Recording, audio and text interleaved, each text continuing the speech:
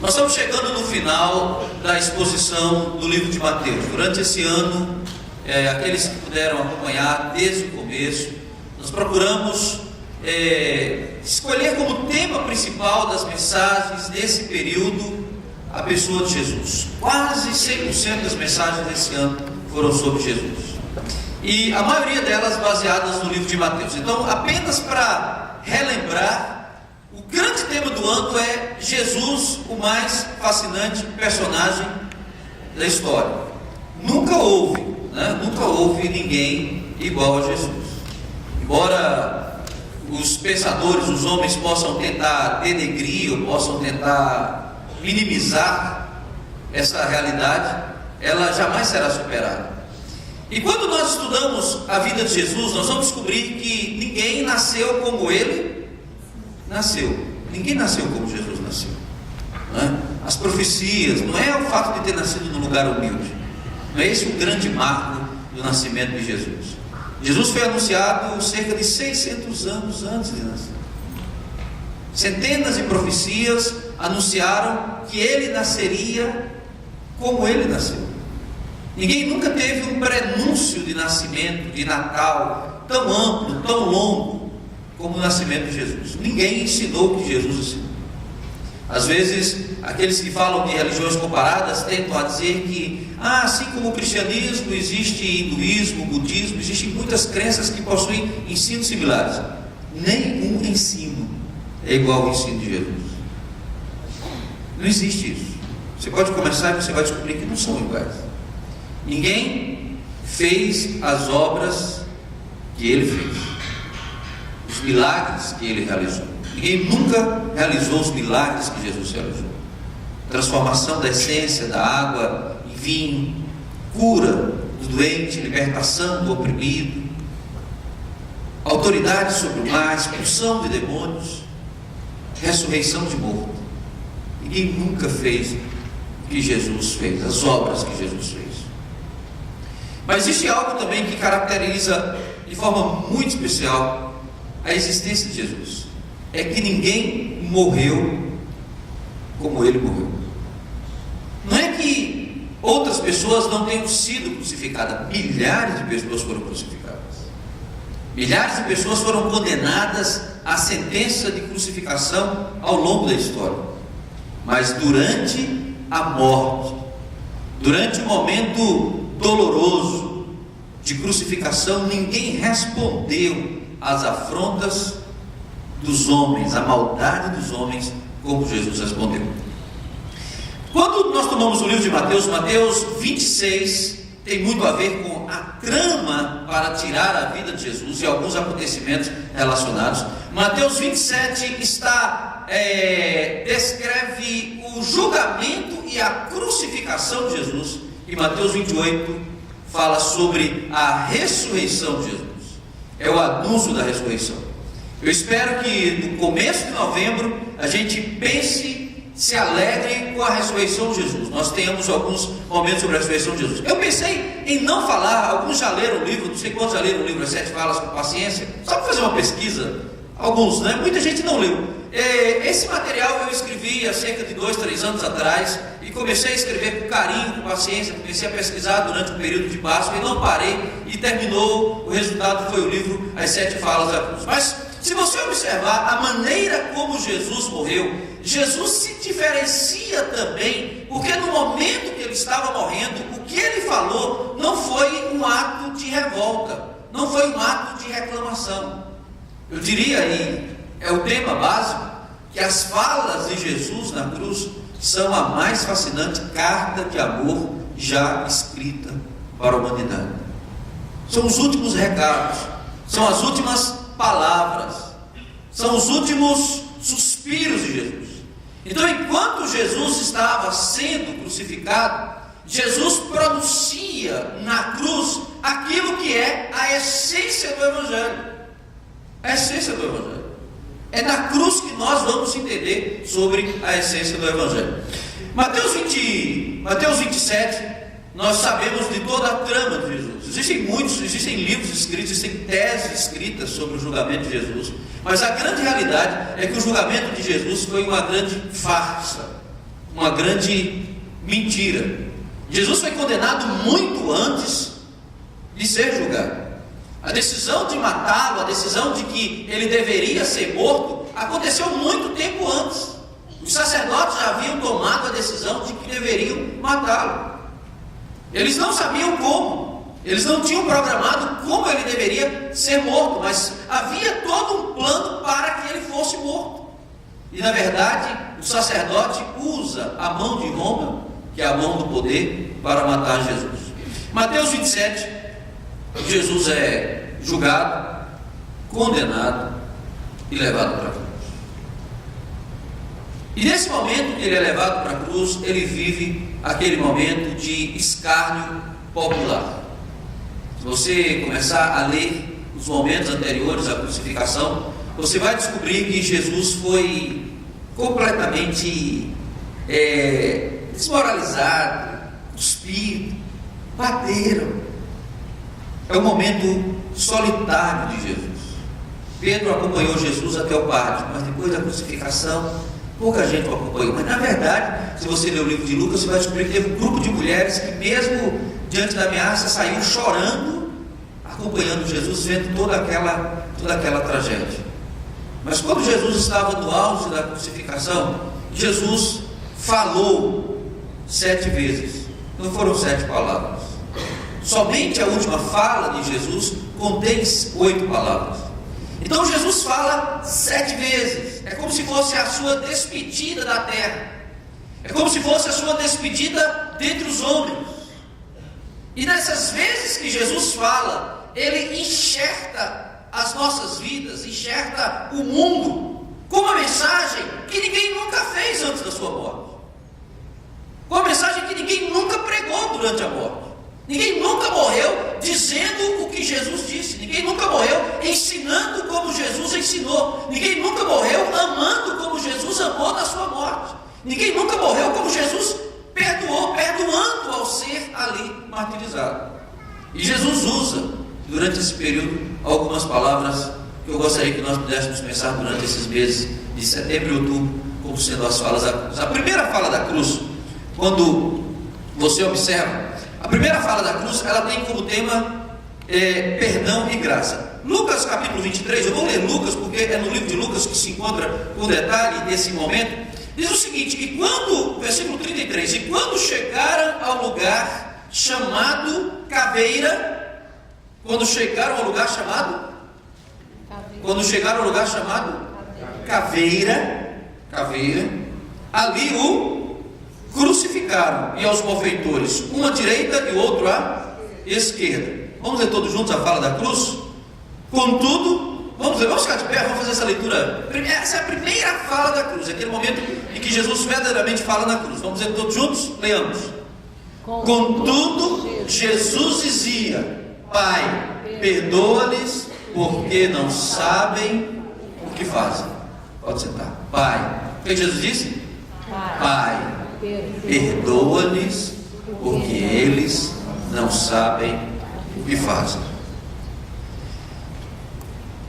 A crucificação foi inventada pelos persas, e alguns já diziam que os romanos aperfeiçoaram o processo. O soldado que participava do ritual de crucificação não era um amador, era um profissional. Haviam pelotões especializados em crucificar. O objetivo daquele pelotão que cuidava da crucificação não era matar o prisioneiro nos primeiros instantes, era fazer dele um exemplo de dor e sofrimento, para que todas as pessoas ao redor se assustassem e jamais desejassem quebrar a pax romana, a paz romana. Aqueles que se levantavam contra a paz romana de forma rebelde eram sentenciados à crucificação. Era a pior sentença daqueles dias. Por que aquele lugar se chamava Caveira? Muitos dizem que o lugar se chama Caveira porque o monte tem a fisionomia de um cérebro humano. Mas se você ler a história, você vai descobrir que o homem que era crucificado, a família não tinha o direito de tirar ele da cruz. Ele não tinha direito ao sepultamento. Então o homem crucificado, ele era uma humilhação, ele ficava exposto na cruz até composição. Era uma humilhação para a família, principalmente para o oriental. Não podia haver sepultamento, era todo um detalhe.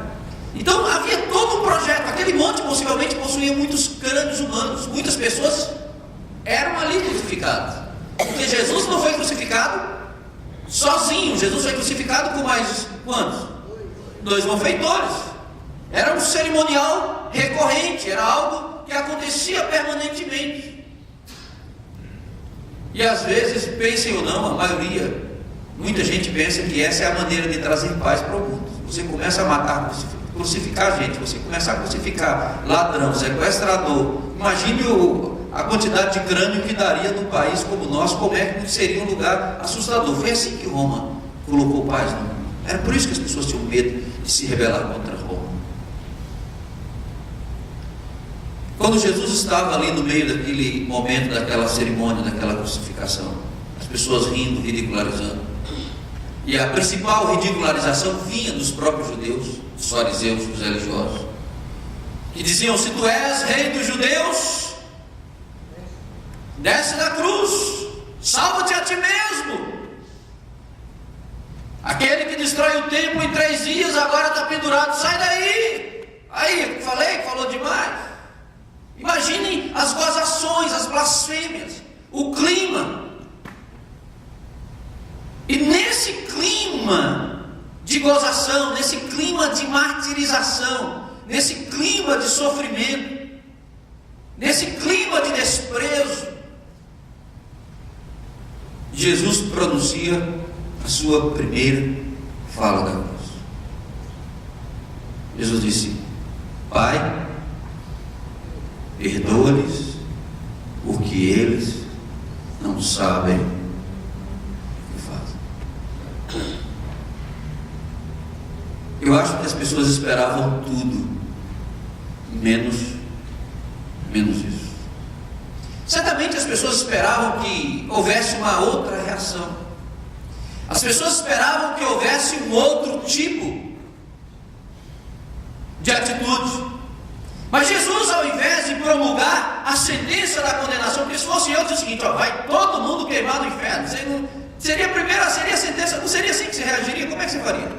Você faria diferente?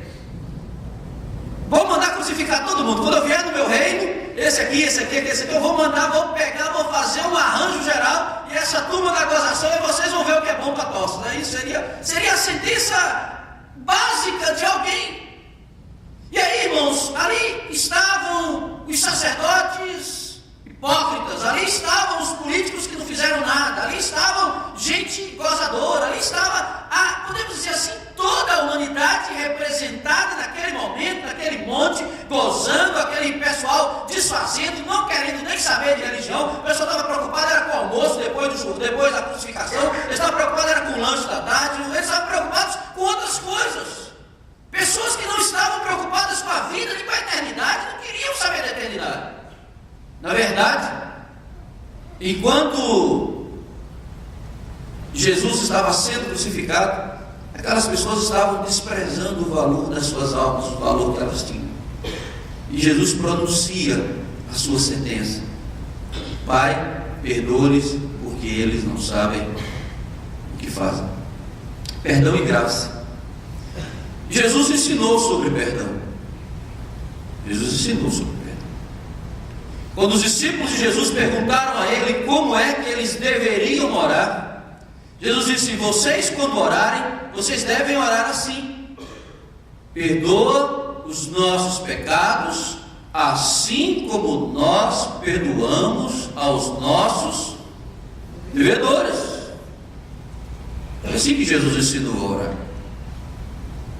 E eu costumo aplicar isso à minha vida quando eu tenho uma raiva muito grande, que eu fico com aquela ira humana. Eu me lembro das E Jesus nos ensinou a oração. Se você não perdoar os outros,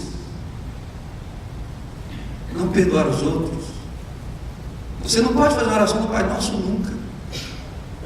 Não adianta. Não adianta você fazer a oração do Pai Nosso sem perdoar as pessoas. Jesus ensinou sobre perdão. Certa vez alguém chegou para Jesus e perguntou: quantas vezes devo eu perdoar meu irmão?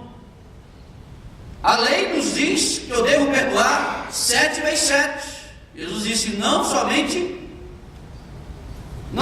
7 vezes 7, mas 70 vezes 7, e não somente isso. Imagine, Jesus ensinou sobre perdão. Jesus chama os seus discípulos e dizem que eles devem perdoar as pessoas muitas vezes. Isso é muito bom quando a gente aplica isso no casamento, no relacionamento com os filhos, no relacionamento com os amigos. Pode começar a botar na continha lá que não vai dar 490. No máximo uma vez por semana, 2, né? E não somente, quando chegar em 490, assim, cheguei lá, ainda tem o não somente o quê? Não somente isso. A vida cristã, na essência, é uma vida marcada profundamente pelo perdão. E aí existe um elo de divisão entre perdão e justiça que a gente não sabe onde começa nem onde termina. Deus perdoa, mas Deus também é justo. É um dilema para todos nós. Mas Jesus ensinou sobre perdão na oração. Jesus ensinou aos seus discípulos a perdoar durante a sua caminhada com os seus discípulos. Ah, Senhor, eu tive um problema com meu irmão, quantas vezes eu perdoo? Infinitas vezes. E Jesus completa o seu ensino sobre perdão na cruz. Quando eu leio esse texto, ou quando eu li pela primeira vez, eu me alegro. Eu me alegro pela seguinte perspectiva, e essa é a conclusão do sermão. Eu me alegro porque eu me lembro de uma coisa maravilhosa que tem nessa frase. É que se existe perdão para eles, olha, presta atenção. Domingo passado nós falamos sobre Pedro se lembrou das palavras de Jesus. Jesus não está brincando. Não é uma frase retórica diante da Globo para o pessoal achar que ele é bonzinho. Jesus nunca brincou com as palavras. Pedro se lembrou das palavras de Jesus e se lembrou que as palavras de Jesus eram verdades, eram verdadeiras. Perdão. Se existe perdão para eles, existe perdão para mim. Essa é a grande alegria dessa frase. Essa é a grande alegria da primeira fala. Jesus proclama perdão para todos aqueles que estavam ali afrontando a sua pessoa, afrontando a sua essência, afrontando a sua divindade, afrontando o seu caráter. Então Jesus transforma aquele momento num momento de oração, numa intercessão, num pedido: Pai, perdoa-lhes, porque eles não sabem o que fazem. O Evangelho é essencialmente perdão. Perdão para todos aqueles que ouvem as palavras de Jesus. Se existe perdão para eles, existe perdão? Existe perdão para eles. Nos países protestantes existe uma prática que quando alguém é condenado à morte, né, isso vem ainda da idade medieval, se chamava um capelão para anunciar as últimas palavras, né? E geralmente os capelães nas últimas palavras tinham algo a dizer para a pessoa, para o condenado. E o que eles diziam é o seguinte: se prepare para o céu, porque aqui na terra sua vida está chegando ao fim. Mas sempre houve, na perspectiva cristã do Evangelho, a ideia de que o perdão é para todas as pessoas. Mas não pense que o perdão é para fulano, para ciclano, para mais alguém. Tenha plena certeza que o perdão que Deus oferece é para mim. Eu vou terminar essa mensagem sobre a primeira fala da cruz. Tem uma expressão de Fernando Pessoa que eu guardei desde que eu li, eu nunca mais esqueci. Só faltava ele completar no final. Ele podia ter sido um pouquinho mais objetivo no detalhe. Ele disse o seguinte: ser feliz é encontrar força no perdão, esperanças nas batalhas, segurança no palco do medo, amor nos desencontros. É agradecer a Deus a cada minuto pelo milagre da vida. Ser feliz é encontrar força no perdão. Eu imagino que muitas pessoas se converteram daquelas pessoas que estavam ali. Uma das pessoas que estava mais próximas de Jesus era o chefe do departamento de crucificação. Era um centurião. Aquele homem já havia matado muita gente. Ele era um torturador especializado. Aquele homem recebia a missão de exterminar pessoas. E no final, quando ele acompanhou todo aquele processo de crucificação, que ele ouviu de perto as falas de Jesus, no final ele chega à conclusão: este era verdadeiramente Filho de Deus. Por que essa diferença tão grande? Por que essa diferença tão tremenda? Porque nós aprendemos que ninguém morreu perdoando de seus ofensores como Jesus o fez. Ninguém morreu como ele morreu. Existe perdão para mim. Que Deus nos abençoe. Certamente existem pessoas que tentam levar os seus fardos, os seus erros. Todos nós, quem não cometeu grandes erros na vida? Quem não cometeu grandes pecados ao longo da sua caminhada, da sua existência? Todos nós. Mas não existe notícia melhor, não existe mensagem mais feliz do que um dia você poder olhar para a palavra de Deus e sentir que Jesus olhou para você e disse: eu te perdoo. Perdoa-lhes, porque eles não sabem o que fazem. Esses dias eu estou chegando a uma conclusão que eu não sei se é verdadeira, mas eu acho que só tem duas religiões no mundo. Você falou isso, você for evangelizar, pode chamar as pessoas e não tem jeito, só existem duas religiões no mundo. Só tem duas religiões no mundo. A religião daqueles que fazem para ser aceitos. As pessoas têm que fazer alguma coisa para ser aceito.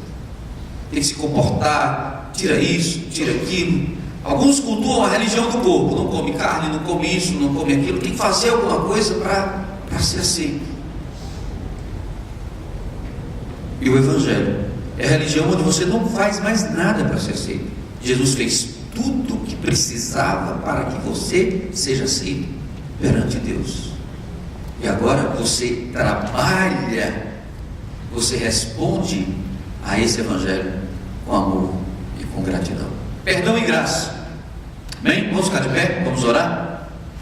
Pai, qual foi a primeira fala de Jesus? Pai, perdoa-lhes porque eles não sabem o que fazem. Havia dois homens sendo crucificados ali, e um deles ouviu essa frase. Um daqueles malfeitores ouviu Jesus dizer isso. E quando ele ouviu Jesus dizer isso, ele disse uma coisa. O que foi que ele disse? Senhor, lembra-te de mim quando estiveres no teu reino. E aí Jesus falou, mas essa é a segunda fala. A segunda fala é domingo que vem, tá bom? Vamos orar. Querido Deus, nós pedimos a tua bênção e a tua graça sobre as nossas vidas aqui hoje. Obrigado a Deus porque há perdão, Deus. Perdão verdadeiro. Perdão que perdoa. Perdão absoluto. Jesus disse aos seus discípulos que eles deveriam perdoar, deveriam orar perdoando e pedir a Deus que perdoassem as suas dívidas, assim como eles perdoariam os seus devedores. Jesus nos desafiou a sermos perdoadores. Jesus ensinou aos seus discípulos a perdoar muitas vezes, a ir muito além da lei. Mas quando Jesus estava sendo crucificado, martirizado, achincalhado, ridicularizado, ele proclamou o perdão. Perdão para aqueles que ouvem, perdão para aqueles que aceitam, perdão para aqueles que confiam na sua palavra. Querido Deus, dá-nos nesse dia de Santa Ceia, Senhor, as lembranças da palavra de Jesus, quando Ele disse: "Isso é o meu corpo que é partido por vós para remissão de pecados, para afemir, para que vocês sejam aceitos diante do meu Pai, como se nunca tivessem feito nada de errado."